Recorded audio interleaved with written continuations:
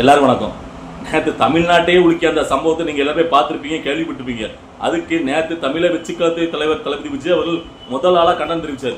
உடனே இதுக்கு வந்து இந்த 200 ரூபா பீஸ்ல முட்டு கொடுக்க வருவாங்கன்னு தெரியும், நம்ம ஆல்ரெடி எதிர்பார்த்ததான். ஆனா இந்த அளவுக்கு முரட்டுத்தனமா தளபதி விஜய் நடிச்ச ஒரு படத்தோட ஒரு வீடியோ காட்சி எடுத்துக்கொண்டு போட்டு இவர் தான் இதுக்கெல்லாம் காரணம், இவர் இப்படி படத்தை நடிக்க போய் தான் உங்களை இளைஞர்லாம் கெட்டு போயிட்டாங்க அப்படின்னு பயங்கரமா வந்து பாத்தீங்கன்னா ஒரு விஷ கிருமியை வந்து பரப்பிட்டு இருக்காங்க சோசியல் மீடியால. அந்த முரட்டுத்தனமான முட்டு கொடுக்குற அந்த தற்கொலைகளுக்கெல்லாம் பதிலடி கொடுக்குறா இந்த வீடியோ பதிவு. அது மட்டும் இல்லாம நேற்று நடந்த அந்த சம்பவத்துக்கு யார் காரணம் அப்படிங்கிற பத்தி இந்த வீடியோல பார்க்க போறோம். ஸோ ஃபுல்லமா ஸ்கிப் பண்ணாம பாருங்க, வாங்க வீடியோல போலாம். அதாவது நேற்று நடந்த அந்த சம்பவத்தை நீங்க முதல்ல எடுத்துக்கிட்டீங்கன்னா, அதாவது நேற்று சென்னை கிண்டியில் உள்ள அரசு மருத்துவமனையில் பணிபுரிகிற ஒரு அரசு மருத்துவரை ஒருத்தர் வந்து கத்தியால குத்திட்டார். ஸோ இந்த வீடியோ தான் பயங்கரம் வயலேட் இருந்துச்சு. ஸோ அந்த கத்தியால குத்திட்டு போற நபர் வந்து பார்த்தீங்கன்னா அந்த வேகமா பரபரப்பா அப்படிலாம் போகல. நம்ம அந்த வீடியோவில் பார்க்குறோம், அவர் ரொம்ப கேஷுவலா அவர் ஏதோ நிதானமாக தான் நடந்து போறாரு. ஸோ அப்போ இதுக்கு முன்ன என்ன ஒரு எப்பவுமே ஒரு தப்பு பண்றவங்க ஒரு பதட்டமான சூழ்நிலை இருப்பாங்க, அது தப்பிச்சு ஓட தான் பார்ப்பாங்க. ஆனால் இவர் அப்படி போகல. ஸோ அப்படிங்கும்போது எனக்கு வந்து இதை உற்று நோக்கி இது என்ன நடந்துச்சு நம்ம கவனிக்கணும் அப்படின்னு தோணுன்னு பார்த்தீங்கன்னா, அந்த பாதிக்கப்பட்டால அந்த மருத்துவர், அந்த குத்துப்பட்ட மருத்துவர் பேர் வந்து பாலாஜி, இந்த குத்துனார்ல அவர் பேர் வந்து விக்னேஷ். இவங்க அதாவது இந்த விக்னேஷனுடைய தாயார் தான் 6 மாசம் காலமா இங்க சிகிச்சை பெற்று வந்திருக்காங்க இந்த அரசு மருத்துவமனையில. ஸோ இதுல முக்கியமா நம்ம இன்னொரு விஷயம் என்ன கவனிக்கணும்னா, பொதுவாகவே இந்த அரசு மருத்துவமனையில பணிபுரிகிற அரசு மருத்துவர்ல இருந்து அங்க வேலை பார்க்குறவங்க வரைக்கும் அங்க வரக்கூடிய மக்கள்கிட்ட எப்படி நடந்துக்கிடுவான்னு பாத்தீங்கன்னா, பொதுவா ரொம்ப இலக்காரமா ரொம்ப ஏளனமா, இது எல்லா ஹாஸ்பிட்டலும் நடக்குது, எல்லா மருத்துவர்களும் எல்லா பணியர்களும் நான் சொல்ல மாட்டேன். ஆனா சில குறிப்பிட்ட ஹாஸ்பிட்டல்ல சில குறிப்பிட்ட பேர் இப்படிதான் இருக்காங்க. ஏன்னா இந்த அரசு மருத்துவமனைக்கு வராங்கல்ல, இவங்களாம் ஏழை பாளைங்க, இவங்க அவங்க பணம் படைச்சவங்களோ வசதி படைச்சவங்களோ பணம் சம்பாதிக்கிறவங்களுக்கு அந்த வசதி தான் பிரைவேட் ஹாஸ்பிட்டல் போயிருப்பாங்களே, அந்த வசதி இல்லாம அந்த பொருளாதார ரீதியா பின்தங்கி இருக்கிறவங்க இந்த மாதிரி அரசு மருத்துவமனைக்கு வராங்க. ஸோ இவங்க கிட்ட எல்லாம் இவங்க ரொம்ப இலக்காரமா நடத்துறது. ஸோ இதுதான் தொடர்ந்து அந்த அதாவது இப்போ விக்னேஷோடைய தாயா இருக்காங்களா அவங்களுக்கு நடந்திருக்கு. ஸோ அதைத்தான் அவருடைய விக்னேஷுடைய சகோதரர் அவரு பேட்டியில் கொடுக்காரு. அதாவது அந்த மருத்துவமனையில அந்த பாலாஜிங்கிற மருத்துவர் பார்த்தீங்கன்னா ரொம்ப வந்து உதாசீனப்படுத்தினாரு, அதை எழுதுவாங்க நோட்டு அதை கூட தூக்கி மூஞ்சில எரிஞ்சாரு எங்க அம்மா மூஞ்சில. ஸோ அதனாலதான் எங்களுடைய அண்ணா ஏற்கனவே எங்க அண்ணன் பார்த்தீங்கன்னா ஹார்ட் பேஷண்ட் தான், அவரால் தான் அவர் வந்து பார்த்தீங்கன்னா இப்படி நடந்துக்கிட்டாரு அப்படிங்கிற மாதிரி ஒரு பேட்டியில அவர் சொல்றாரு. ஸோ இதெல்லாம் வச்சு பார்க்கும்போது அதாவது ஒரு உண்மையிலே ஒரு அதாவது நம்ம கிட்ட வந்து பார்த்தீங்கன்னா காசு பணம் இல்லை, நம்மகிட்ட அம்மாவை ஒரு நல்ல ஹாஸ்பிட்டல்ல வச்சு பார்க்கறதுக்கான ஒரு பொருளாதார இது நம்மகிட்ட இல்லை, ஆனா நம்ம அம்மாவை எப்படியா காப்பாற்றணும் அப்படின்னு நினைக்கிற உண்மையிலே தாய் மேல பாசம் உச்சக்கட்ட பாசம் வச்சிருக்க ஒரு மகனோட வழிதான் எனக்கு அதை தெரிஞ்சு. இதுல வந்து பாத்தீங்கன்னா எனக்கு அவர் மேல குறை சொல்ல முடியல, அந்த விக்னேஷ் மேல எனக்கு குச்சம் சொல்ல முடியல. இது வந்து பாத்தீங்கன்னா உண்மையிலே ஒரு தாய் தகப்பன் மேல பாசம் வச்சிருப்பாங்கல்ல, அந்த வழி உங்க எல்லாத்துக்கும் பார்த்துட்டு உங்களுக்கு எல்லாம் புரியும். ஸோ ஆனா அதுக்காக இவர் எடுத்தது இந்த ஒரு வன்முறையை நம்ம வந்து ஆதரிக்க முடியாது, இதுவும் தவறு தான். வன்முறை எந்த இடத்துலையுமே அதை ஆதரிக்க முடியாது, அது தவறு தான். இவர் வந்து உச்சகட்ட கோவத்துல இவர் வந்து ஒரு அடி கூட அடிச்சுட்டு போயிருக்கலாம். ஆனா இப்படி வந்து பாத்தீங்கன்னா ஒரு கத்தி எடுக்கிறது ரொம்ப உச்சகட்டமான ஒரு வன்முறை, இது வந்து நம்ம ஆதரிக்க கூடாது. ஸோ இந்த விஷயத்துல நம்ம அந்த பாலாஜி மருத்துவரையும் பார்த்தீங்கன்னா முற்றிலுமா குறை சொல்லிட முடியாது. ஆனா இதை நம்ம எந்த அடிப்படையில நம்ம சொல்றோம்னு கேட்டீங்கன்னா, அந்த விக்னேஷ் இருக்கல குத்துனால விக்னேஷோட தாயார் அவங்க ஒரு பார்த்தீங்கன்னா ஒரு வாக்குமூலம் கொடுக்குறாங்க. அது மட்டும் இல்லாம விக்னேஷோடைய சகோதரர் ஒரு பேட்டில் கொடுக்குறாரு. ஸோ இதெல்லாம் வச்சுதான் நம்ம சொல்றோம் இந்த மாதிரி தான் நடந்துக்க வாய்ப்பு இருக்கு அப்படிங்கும்போது அந்த ஏன்னா ஒருத்தர் வந்து பாத்தீங்கன்னா ஒருத்தர் வந்து ஏதாவது வேற ஒரு காரணத்துக்காண்டி குத்துறாருன்னு வச்சுக்கலாம், தவறு பண்றாருன்னா குத்திட்டு வேகமா போயிட்டு அவர் அப்படி யார் கையில மாட்டக்கூடாது, ஏன்னா குத்திட்டாரு எல்லாரும் ஓடி வந்து பிடிப்பாங்க தெரியும். ஆனா அவர் அப்படி போல ஒரு இமோஷனலா குத்திட்டு இப்ப என்ன பண்ணணும் அப்படிங்கிற ஒரு இதுல தான் மெதப்பில் நடந்து போறாரு. நீங்க நல்லா அந்த காணொலியா நீங்க பார்த்து எல்லாத்தையும் தெரிஞ்சிருக்கும். ஸோ ஏன்னா இதுக்கு பின்னாடி இந்த அரசு அதிகாரிகள்னு ஒருத்தர் இருக்காங்கல்ல, அவங்க தான் இது எல்லாத்துக்குமே காரணம். அரசு அதிகாரிகள் அதுக்கு மேல இருக்கிற அந்த அமைச்சர்கள் எல்லாருமே. ஏன்னா நீங்க வந்து ஒரு மேல் மட்டத்தில் இருக்கவங்க நீங்க உங்களுக்கு கீழே சரியா நீங்க கேள்வி கேட்க ஆரம்பிச்சீங்கன்னா இங்க உள்ள வேலைகள் எல்லாமே சரியா நடக்கும். ஆனா அப்படி கிடையாது. இவங்க யாருமே பெருசா இந்த அரசாங்க வேலைக்கு போட்டி போட்டு சேருவாங்க. அந்த அரசாங்க வேலைக்கு வந்தவனா அவங்களுக்கு ஒரு அரசு மெத்தனை வந்துருது.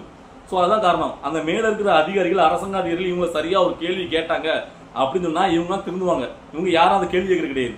ஸோ இவங்களுக்கு நம்மளை யார் கேள்வி கேட்கவா அப்படிங்கிற ஒரு மெத்தனை போக்கு. ஸோ அதைத்தான் தளபதி விஜய் அவர்கள் தெளிவா சொல்லிட்டாரு, இது அரசாங்கத்தோட மெத்தனை போக்கு தான் காரணம், இந்த அலட்சியம் தான் காரணம் அப்படின்ட்டு. ஆனா இதே பிரைவேட் ஹாஸ்பிட்டல்ல பாத்தீங்கன்னா அப்படிலாம் இருக்காது. அங்க மேல கேட்கணும் அடிக்கடி கேள்வி வைப்பாங்க, ரொம்ப வந்து பாத்தீங்கன்னா அவங்க கவனமா உன்னிப்பா கவனிப்பாங்க. ஆனா இங்க யாரும் அவ்வளவு கவனிக்கிறது கிடையாது. அதனாலதான் இவங்க எல்லாம் ரொம்ப மெத்தனை போக்கல ரொம்ப அலட்சியமா வர நோய்கிட்ட அப்படி நடந்துக்கிறது. ஸோ அதுதான் இப்போ இந்த சம்பவத்துக்கு இந்த விக்னேஷ் குச்சவாளியை கொண்டு வந்து நிப்பாட்டி இருக்கு. இதுதான் என்னுடைய கருத்து.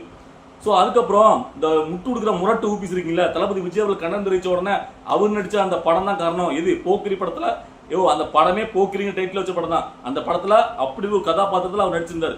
சரி இவ்வளவுக்குள்ள யோக்கியமா அந்த படத்துல நடிச்ச அந்த காட்சியால தான் இளைஞர் கெட்டு போறான்னு சொல்றீங்களா, அவரு எவ்வளவு படத்துல ஐஏஎஸும் ஐபிஎஸும் நடிச்சிருக்காரு. அப்ப இங்க தமிழ்நாட்டை வளரக்கூடிய இளைஞர் ஐஏஎஸ் ஐபிஎஸ் இருக்கவங்களா தளபதி விஜய் அவர்களால் தான் நீங்க அப்படி ஒத்தி விடுவீங்களா சொல்லுங்க. அதாவது நல்லது நடந்தா மட்டும் அரசு வந்து பாத்தீங்கன்னா எல்லா மக்களுக்கும் நல்ல கல்வியும் நல்ல இதையும் வழங்கியிருக்கு. அதனாலதான் இளைஞர்கள் படித்து இப்ப நல்ல நிலையில இருக்காங்கன்னு பீத்திக்கிற இந்த அரசாங்கம் அப்ப அங்குள்ள இளைஞர்களை கெட்டு போறதுக்கு காரணமா இருக்கக்கூடிய அந்த சூழ்நிலை சரி பண்ண வேண்டியது யாரு? உடனே இதுக்கு வந்து பார்த்தீங்கன்னா தளபதி விஜய் அவர்கள் காரணமா? என்ன நினைக்கிறேன்? அவர் வந்து பார்த்தீங்கன்னா கண்டனம் தெரிவிக்கலன்னா அவர் கண்டனமே தெரிவிக்க மாட்டேங்காரு. இவர் என்னப்பா அரசியல் பண்றாரு? மாநாடு மட்டும் நடத்தினா போதும் நினைக்கிறது கரெக்டான இதுக்கு யார் யாரெல்லாம் முதல்ல கண்டனம் தெரிவிச்சா சொல்லுங்க. யாரும் தெரிவிக்கல.